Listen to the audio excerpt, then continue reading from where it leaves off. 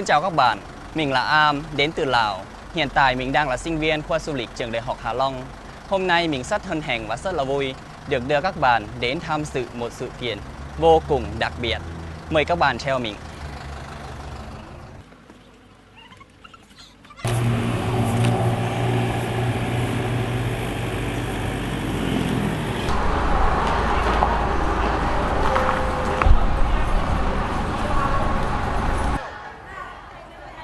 Thưa các bạn, và bây giờ Am đang mặc áo truyền thống của người Lào, nhưng Am mặc trong ngày Tết ngày hôm nay. Và bây giờ Am sẽ đưa các bạn đi tìm bạn của Am nhé.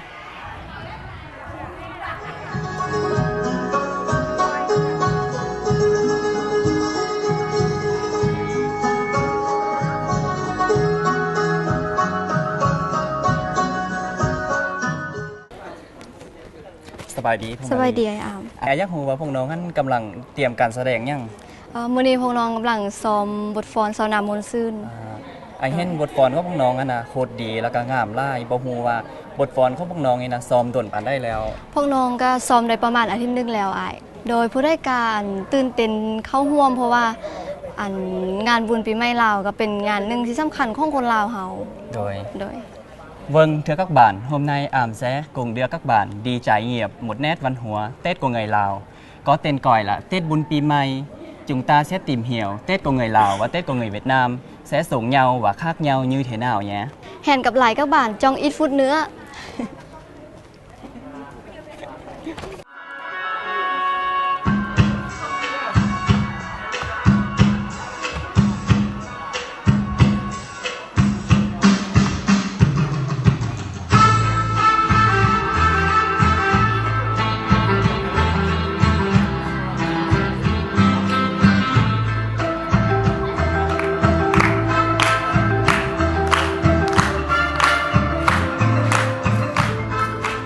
Điệu múa mà các bạn đang xem là Sao Nam Môn Sơn hay còn gọi là Nông Sơn Vui Vẻ. Điệu múa thể hiện truyền thống, đoàn kết, luôn yêu thương nhau nên đã được chọn để biểu diễn vào dịp Tết Bun Pi May này.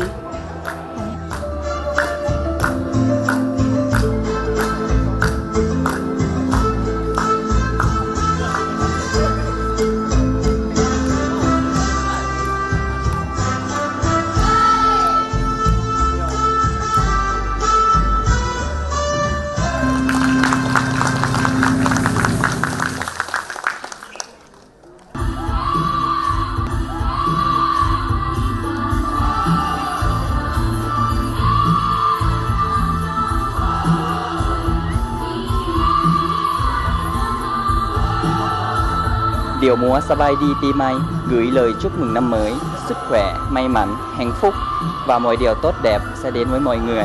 Điệu múa do lưu học sinh Lào sáng tạo và biểu diễn. Qua tiết mục này, các lưu học sinh Lào cũng muốn giới thiệu về trang phục dân tộc Lào Lum.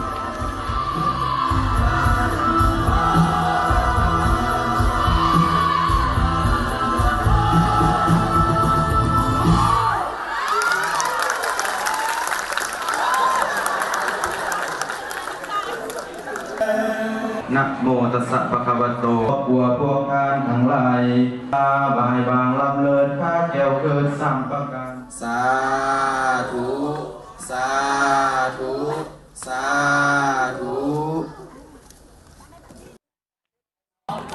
Nói đến Tết Bun Pi May của người Lào, không thể không nhắc đến một nét văn hóa rất là đẹp. Một tục lệ đặc trưng đó là lễ buộc chỉ cổ tay. Những sợi chỉ màu được buộc vào cổ tay của bản thân, bạn bè thân thiết với những điều tốt đẹp sẽ đến về họ.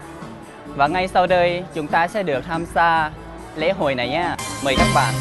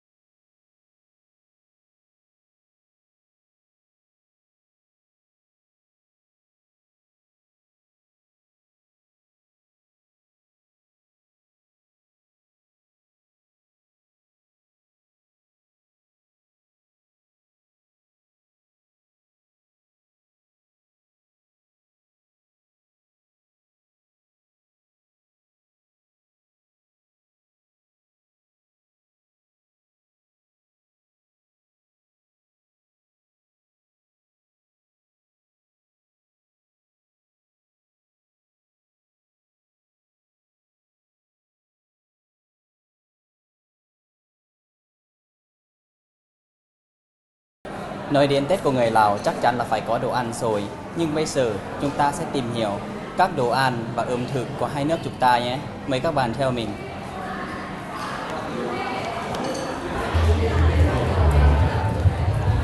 Xin chào hai bạn. Và hôm nay thì trong ngày Tết của người Lào sẽ có hai bạn, bạn Tuấn và bạn Phuong sẽ giới thiệu các món ăn Việt Nam và món ăn Lào. Mời các bạn. Mỗi dịp xuân về, các gia đình thường quây quần bên mâm cỗ ngày Tết. Món xôi có màu đỏ tượng trưng cho sự may mắn, hạnh phúc. Thứ hai, đó là một món ăn không thể thiếu, đó là bánh chưng, gà luộc, giò, tất cả đều hòa quyện làm một. Đó là một sự sung túc, một sự sum vầy trong một năm đầy may mắn. Xin chào tất cả mọi người ạ. Và sau đây em sẽ giới thiệu về món ăn Lào về ngày Tết Bun Pi May ạ.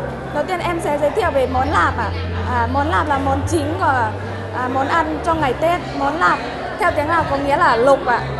Món này người dân Lào thường làm để cầu mong tài lộc trong dịp năm mới, và món này cũng là món truyền thống của người dân Lào. Cơm nếp là món chính của bên Lào. Ăn cơm nếp này với lại treo và cơm nếp cũng như là sự đoàn kết đùm bọc của người dân tộc Lào. Món này bánh khất thực vào buổi sáng khi mà nhà sư đi khất thực, mọi người sẽ dâng cơm biếu nhà sư. Chính này gọi là như kiểu là chè, nhưng mà nó cũng có ý nghĩa của nó. Như kiểu màu tím là màu thủy chung của con người Lào, màu vàng là màu của an khang thịnh vượng, còn màu trắng cũng là màu của tình yêu trong sạch của con người Lào.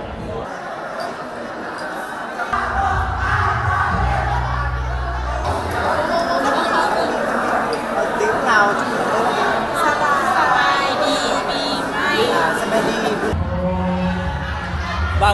Và cuối cùng trong ngày Tết Bun Pi May, chúng ta không thể bỏ qua lễ té nước, tức là mọi người sẽ té nước cho nhau để cầu may mắn, để cầu phước lành cho mọi người. Càng ướt nước nhiều thì chúng ta sẽ may mắn nhiều ạ.